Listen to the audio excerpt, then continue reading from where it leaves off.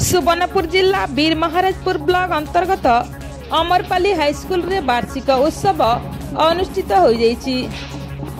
प्रधान शिक्षक उमेश चंद्र पंडा पौरोहित्य रे अनुष्ठित साधारण सभा सुवर्णपुर जिला शिक्षा अधिकारी लक्ष्मण भई मुख्य अतिथि, वीर महाराजपुर कॉलेज अध्यक्ष डॉक्टर हिमांशु शेखर पाढ़ी मुख्य वक्ता एवं वीर महाराजपुर वरिष्ठ गोष्ठी शिक्षा अधिकारी शांतनु कुंभकार, मुरसुंटी स्थित रघुनाथ हाईस्कूल प्रधान शिक्षक कालिया कर्मी, स्थानीय सरपंच निरुपमा सेठी, समिति सभ्य सुगंधा घिभेला, स्कूल परिचालना कमिटी सभापति अशोक कुमार साहू, सीआरसीसी कमु प्रधान प्रमुख सम्मानित अतिथि भाव में जोग देइथिले।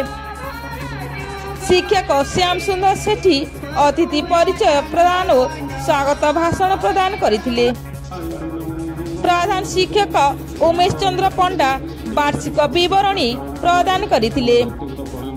एही अवसर रे गत मैट्रिक परीक्षा रे जिला और ब्लॉक रे सर्वाधिक नंबर रखिथिबा स्कूल रो 16 जन छात्र छात्री को संबर्धित करा जायतिला। या सहित वार्षिक क्रीड़ा रे चैंपियन होइतिबा बालिका विभाग फिजाबाग और बालक विभाग आकाश माझी समेत पूर्वर होइतिबा विभिन्न प्रतियोगितार कृति प्रतियोगी को मानपत्र प्रदान करी पुरस्कृत करा जायतिला।